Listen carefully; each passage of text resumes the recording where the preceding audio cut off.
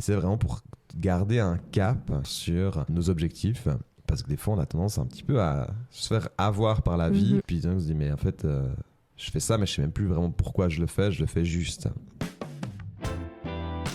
Vous écoutez Vivons Mieux, le podcast. Nous sommes Léana et Joris, un couple de longue date qui a évolué, appris, grandi avec, mais aussi sans l'autre. Ce qui nous relie, on adore apprendre et tester des choses pour tout simplement vivre mieux. En passant d'une recette saine à un changement radical de job, on teste, on réussit et des fois, on échoue. Aujourd'hui, c'est ça qu'on veut partager avec vous. On passe des heures à discuter de tous ces sujets ensemble, alors pourquoi pas installer juste un micro entre nous deux. Dans cet épisode, nous allons parler de la revue trimestrielle.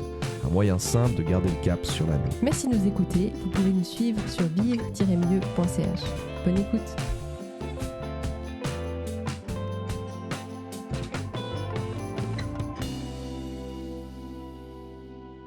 Depuis quelques temps, on a pris une habitude, depuis quelques années, je crois, gentiment, ouais. De faire le point chaque trimestre sur nos différents objectifs. Est-ce que tu peux un peu expliquer qu'est-ce que c'est en fait ce qu'on fait ? En premier, chaque année, en fait, on fait un point sur l'année. Donc, ça peut être une revue de l'année, de se dire, bah, tiens, qu'est-ce qui a été, qu'est-ce qui n'a pas été. Il y a tout un petit questionnaire aussi un peu plus personnel sur qu'est-ce qu'on aimerait améliorer, etc. Bref, mais il y a surtout une partie qui est plus concrète, qui est de dire, quel est mon objectif à long terme, quel est mon objectif sur l'année, et du coup, quel est mon objectif sur les 3 prochains mois. Donc, le premier trimestre, et puis après chaque trimestre on fait un point pour voir comment ça s'est passé, comment on peut avancer, et c'est vraiment pour garder un cap quelque part sur nos objectifs, parce que des fois on a tendance un petit peu à se faire avoir par la vie, puis on se dit mais en fait je fais ça mais je sais même plus vraiment pourquoi je le fais juste. Donc c'est un peu ça le but de cette revue. Aujourd'hui, on va surtout parler de la revue trimestrielle, on fera de la partie plus objectif, mais on fera un épisode sur vraiment la revue de fin d'année avec les questions, etc. Mais là, on va parler vraiment de cette notion d'objectif, de ces 3 objectifs que j'ai cités, qui est l'objectif de vision, l'objectif à l'année, l'objectif au trimestre. Rien qu'au nom, on peut déjà se douter desquels c'est, mais on va un petit peu regarder comment ils sont, comment on les définit, combien il faut en avoir, combien il faut pas en avoir, et, etc. Voir un peu tout ça. Mais oui, mais en gros, l'idée, c'est vraiment pourquoi est-ce que c'est important ? En tout cas, pourquoi est-ce que nous, on trouve que c'est important dans notre organisation, mais aussi dans notre vie ? C'est justement parce que ça permet d'être sûr qu'on continue à suivre le bon chemin qui nous permet d'atteindre ces différents objectifs. C'est tellement souvent arrivé qu'on se perd assez vite, en fait. Et même, je vois aussi des gens que je connais qui ont une idée, puis tout d'un coup, elle change. Ou même pas elle change, elle meurt en fait. Tu te dis mais tu te souviens, tu voulais faire ça. Ah mais non, mais j'ai plus le temps. Oublie, faut bien payer les factures, etc. Tu te dis ouais, ok, j'entends bien, mais là t'as l'air un peu triste. Tandis que la dernière fois que tu m'en parlais, t'étais à fond dedans. Ça veut pas dire qu'après nos objectifs ils sont figés et ils bougent pas. Je suis le premier à changer à fond mes objectifs, mais à chaque fois ils vont dans un même but secondaire. Oui, exactement, c'est ce que j'allais dire. Principal qui en découle, ouais. Les objectifs ils peuvent changer. Ça, c'est tout à fait normal qu'ils évoluent, mais c'est important de savoir où est-ce qu'on va en fait avec et lesquels, justement, on peut aussi laisser mourir, entre guillemets, parce que aussi, si on n'a pas une vue d'ensemble, on peut avoir 1000 objectifs et en fait, on se dit, ok, mais pourquoi en fait j'ai envie de faire ça ? Est-ce que c'est pour atteindre cet objectif de vision un peu que j'ai, ou est-ce que c'est quelque chose qui sort un peu de nulle part et est-ce que ça a du sens de le travailler ou pas ? Du coup, l'objectif de vision, c'est le premier. Il faut vraiment imaginer ça un peu comme un arbre, mais qu'on a retourné. Donc l'objectif de vision, c'est l'objectif qui est au-delà d'une année. Donc je sais pas, ça peut être avoir une maison, ça peut être posséder un parc à chiens, etc. Si on reprend un peu les piliers de vie, on avait parlé 2 épisodes en arrière, je crois. Si c'est par exemple courir un marathon. Voilà, c'est un bon exemple. Ma vision, ce serait pouvoir courir une fois un marathon 42 km. Ça, c'est mon objectif de vision. Pourquoi il est de vision ? Parce que je sais pertinemment que je ne pourrais pas l'atteindre cette année. Oui, voilà. Tout à fait. Imaginons que c'est ça. On va garder un peu cet exemple-là parce qu'il est suffisamment simple et facile à appliquer que l'achat d'une maison. Mon objectif de vision, c'est de pouvoir un jour courir 40 km. Un marathon. Là où il est intéressant, c'est que l'objectif de vision, il n'a pas besoin d'avoir vraiment un temps donné. On sait que ça peut être dans 10 ans, dans 5 ans, dans 2 ans. Voilà, mais on sait juste que c'est quelque chose qu'on aimerait vraiment avoir, qui est un peu intrinsèque à nous. Et moi, je sais qu'un marathon, ça serait cool. En fait, je sais pas, je prends l'exemple là. Mais, bref. Mais oui. Cool.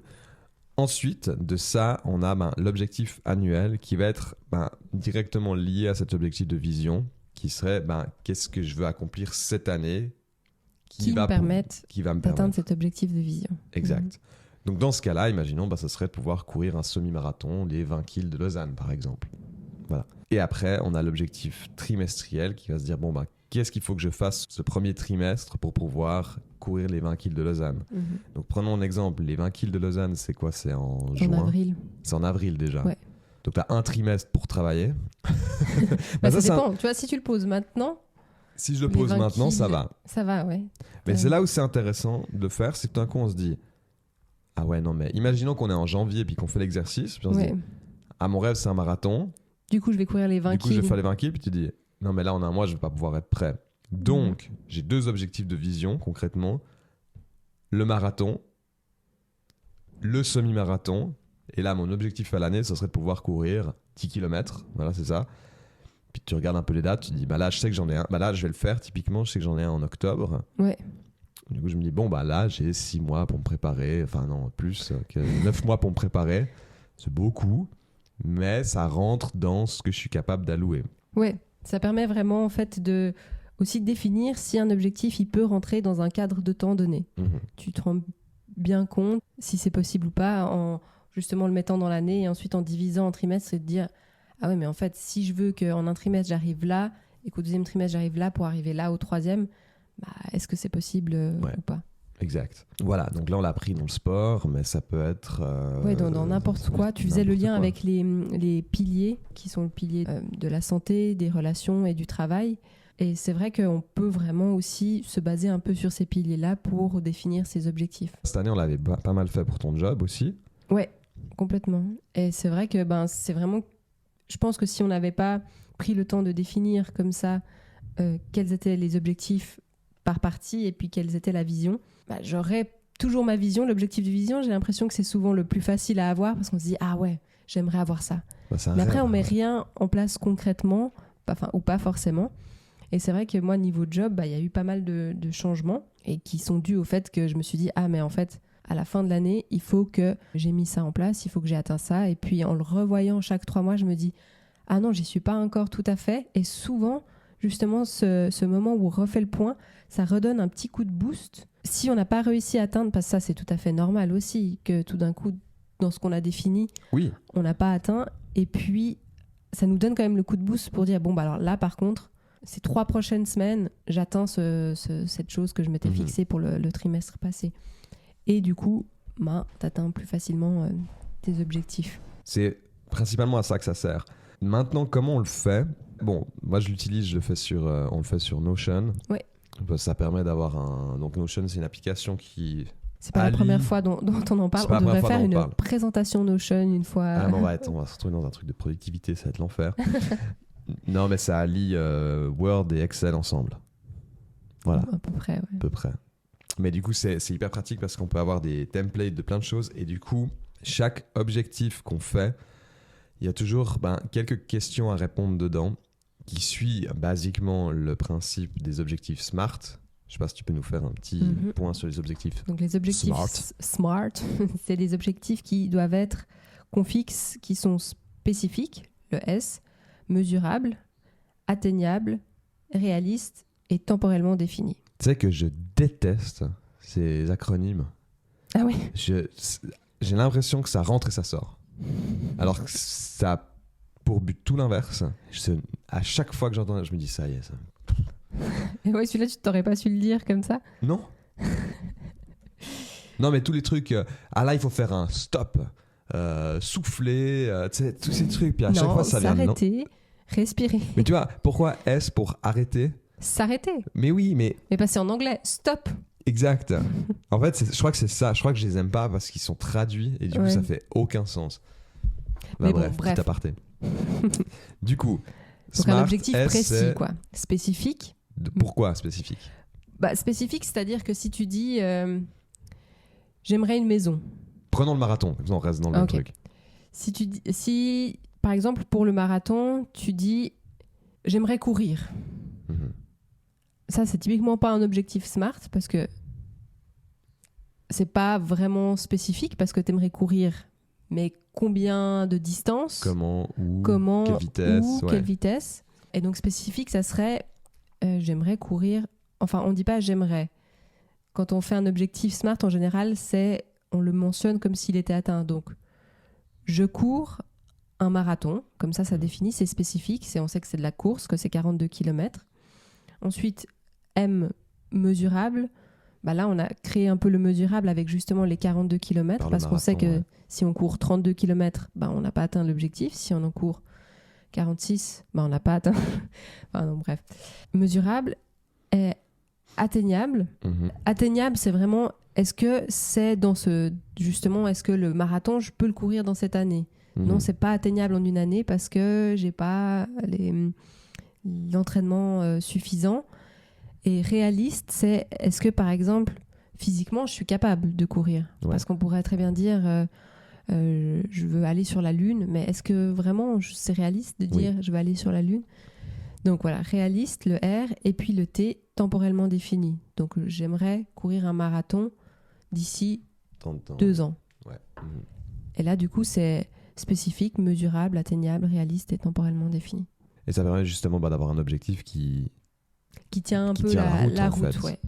C'est vrai que si tu dis, mon rêve, ce serait d'avoir une maison à 10 millions au bord du lac de... Je sais pas, moi, en Suisse, là, joli. Non, mais tu sais, le cliché un peu parfait. Oui. Tu te dis, ok, je veux ça dans combien de temps? Mais ça, en tout cas, je le veux avant ma retraite. Puis tu te dis, bon, comment tu vas faire pour gagner 5 millions? Enfin, on s'entend, tu vois. Comment tu vas faire pour avoir les 20% des 5 millions, je sais plus tout le reste, d'ici 30 ans pour moi. Oui. Tu fais, là, il faut que je me bouge tu vois. Ouais. Dans 30 ans, t'es à la retraite? Ouais. Oh, waouh. J'aurais 63, quoi. Donc, oh mon Dieu. Ouais, c'est bizarre. Donc, voilà le but de ces objectifs SMART. Et puis, on le fait pour effectivement chaque objectif qui soit de vision annuel et trimestriel. Puis, ça permet vraiment d'avoir quelque chose qui tient la route et on sait où aller. Donc, pendant cette revue trimestrielle, parce que là, on a vu un peu le fonctionnement, mais dans la revue, qu'est-ce qu'on fait réellement? La première, on fait juste un point sur les objectifs actuels. Est-ce qu'ils sont toujours à jour? Tu disais, juste pour remettre, bon, on a le template Notion, tu as un template où tu as des choses à remplir. Et voilà, qu'est-ce qu'on y fait? C'est ça. Et du coup, chaque trimestre, en fait, on suit une procédure, en gros. Et la première, c'est juste de faire le point de où on en est avec ses objectifs. Par exemple, je vais reprendre le truc du marathon, parce que j'y tiens. Donc, juste pour situer... J'ai un problème au genou à la base. Je suis né comme ça, qui fait que j'ai des genoux qui sont pas très solides. Donc j'ai toujours pu faire beaucoup de sport au niveau du haut du corps, mais le bas, tu vois, c'était un truc où il fallait que je fasse gaffe. Et du coup, la course à pied, ça a toujours été prohibé chez moi. Donc, en fait, il y a un jour, je me suis dit, tu sais quoi, je vais quand même courir 1 minute. Puis, en fait, j'ai fait ça pendant peut-être 3 mois, où à chaque fois, c'était 1, 2, 3, 4 minutes. Puis là, je peux tenir 20 minutes et ça va. Donc, grosse victoire, parce que jamais j'aurais pensé que c'était possible. Puis en fait, si on va petit à petit, puis qu'on respecte, etc., ça marche. Voilà. Je peux faire un TEDx avec ça. Mais, comment j'ai surpassé mes genoux. Comment j'ai surpassé mes genoux. Bref, et du coup, je m'étais dit, début de cette année, j'ai envie de courir les 10 kills de Lausanne. C'est déjà un bon objectif, c'était en avril, j'avais le temps de me préparer. Il s'avère que j'ai pas pu le faire parce que j'ai eu la protection civile. mais bref, et du coup, puis toi après t'avais mal au genou, puis on courait 2 fois par semaine, puis bref, finalement on l'a plus fait. Puis là, ça fait 2 mois que j'ai peut-être couru 3 fois. Et c'est en faisant ma revue trimestrielle il y a 1 semaine, en gros c'était marqué faire un marathon de 10 kills. Puis je me suis dit, bon, je l'ai pas fait pour des raisons qui sont complètement valable, parce qu'il y a aussi ça, faut pas se sentir genre nul. Non. Dire, ok, je l'ai pas fait, pourquoi? Et jamais, même sur tous ces principes d'objectifs ou de buts à atteindre, si on n'est pas arrivé, faut comprendre pourquoi. Oui, c'est ça. C'est pas du tout un échec. C'est plus de dire, ah ok, il y a des ajustements à faire. Et plus on apprend à comprendre pourquoi il y a des choses qu'on n'arrive pas à faire, plus on va réussir à les faire gentiment. Et donc là, ok, j'ai pas réussi parce que ta-da-da. Et en réalité, c'est que j'ai pas réussi parce que simplement il a pas arrêté de pleuvoir, puis j'aime pas courir sous la pluie. Pourquoi j'aime pas courir sous la pluie? Parce qu'en fait, j'aime pas être mouillé. J'étais là, est-ce que je peux m'en foutre? Ouais, c'est vrai. Ouais, déconstruire un petit peu des choses qui peuvent te bloquer. En fait, c'est vrai que si je suis dehors et que si je suis en train de courir et qu'il pleut, ça va en fait. C'est le fait de voir qu'il pleut et de mettre mes chaussures qui fait que j'ai pas envie d'aller. Donc il faut que j'arrive à surpasser ça. Il y a aussi le fait qu'avant on le faisait les deux, puis là manifestement je vais plus le faire seul. Ok, bon, bah alors comment je peux faire pour trouver un moment et le faire seul? Maintenant il fait trop chaud. Puis il faut peut-être changer de moment. Tu vois un peu tous ces petits trucs qui font que t'as pas réussi. Je dis ok, super. Bon, là il n'y a plus les 10 kills, donc il faut que je trouve un autre objectif de 10 kills. Donc j'ai pris celui qui est en octobre. Et puis là maintenant je sais que j'ai 3 mois pour être prêt jusqu'à octobre, etc. Puis une nouvelle motivation parce que tu vas le faire avec je le fais avec ma sœur et puis Blaise, son copain. J'y crois de nouveau. Puis là j'ai recommencé à courir et puis c'est super. Puis j'ai pas recommencé à courir direct les 10 kills que je faisais, non les 5 kills que je faisais avant. Je faisais 20 minutes, 5 kills. J'ai dit ok, je vais commencer avec quelque chose de facile. Puis je vais faire pas plus de 10 minutes. Et du coup, vu que c'est facile, je suis content. Puis je suis là, cool, là, cette semaine, c'est 10 minutes. La semaine prochaine, ça sera 12. Exactement. Et tu as refixé un peu des étapes. Et je refixe tout ça. Puis maintenant, j'y crois de nouveau. Puis je suis content. Donc voilà. Donc ça, c'était le premier point, en fait. C'est faire le point sur les objectifs. Puis après, je l'ai déjà fait là. Mais c'est faire les ajustements nécessaires pour ça. Et pour finir, c'est mettre ces ajustements concrètement dans son emploi du temps pour que ça rentre. Si on dit, ah oui, je vais courir...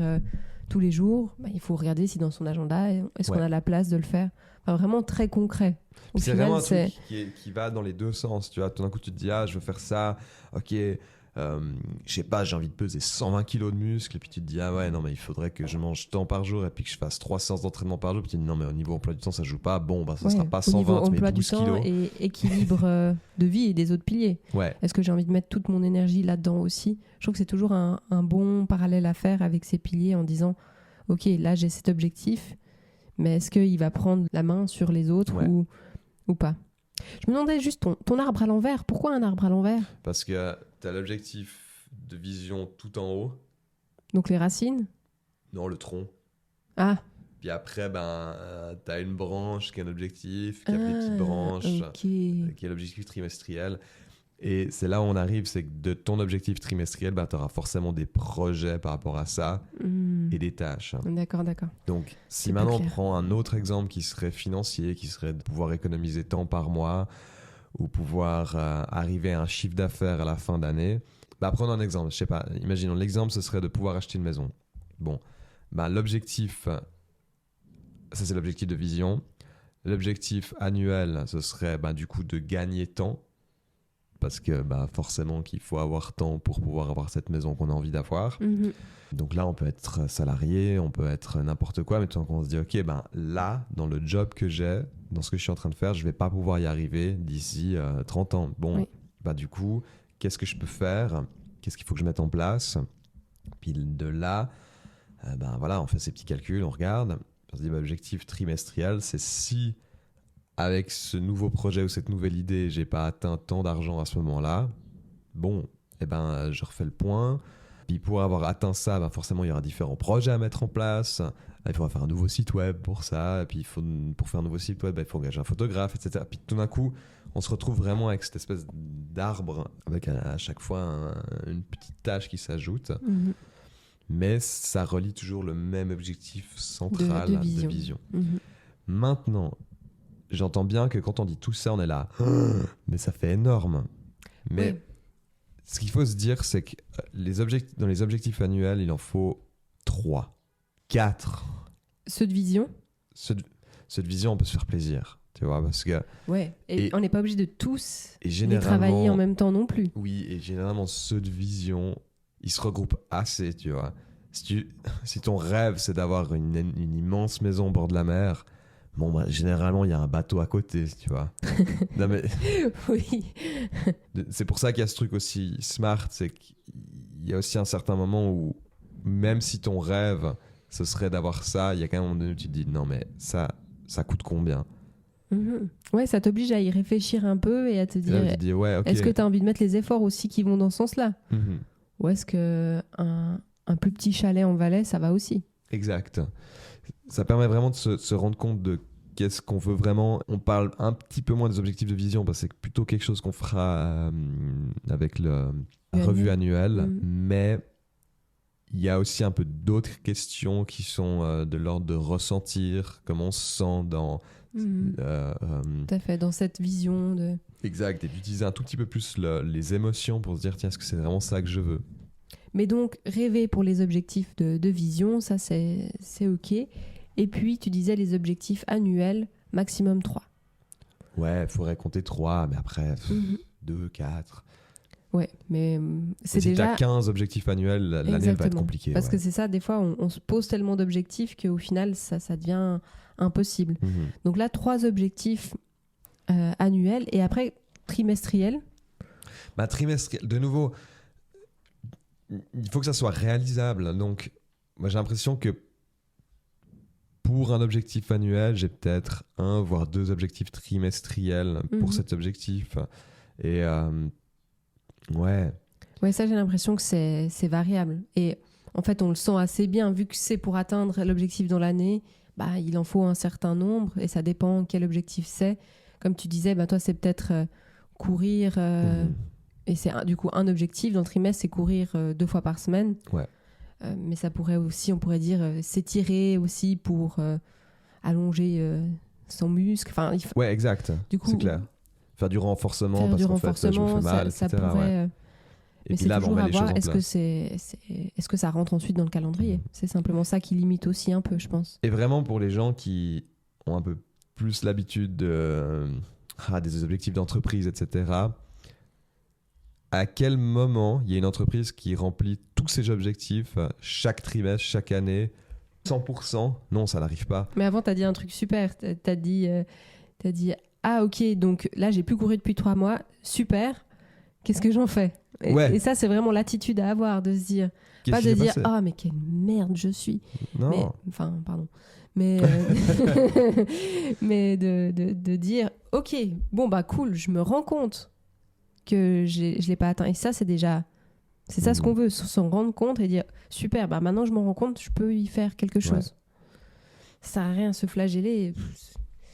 Ça sert à rien. C'est quoi? C'est pour réussir, il faut rater. Puis pour rater, il faut faire. Ouais, exactement. Et forcément, plus on fait, plus on rate. Exact. C'est aussi... Et moi, je le vois aussi dans plus mon business de cours et de production où je remarque que j'ai souvent plein d'idées.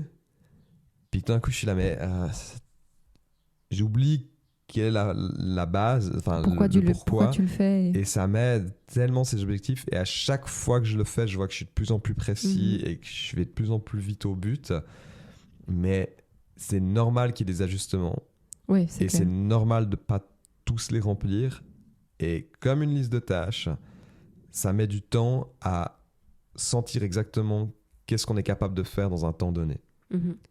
Oui, et puis en tout cas dans mon expérience, je sais que les premières revues trimestrielles, déjà j'avais de la peine, je m'auto-bloquais à me dire ok, il faut que j'ai des objectifs, c'est quoi ma vision, etc. Et au final, de ma première revue trimestrielle à la suivante que j'ai faite, mes objectifs, ils ont changé du tout au tout, quasiment, parce que j'étais là, en fait je suis partie faux, et c'est ok. On recommence, et puis après, on reconstruit petit à petit. Et des fois, c'est pas le bon moment. Oui, des fois, c'est pas le bon moment. Et puis, là, on voulait faire notre permis bateau.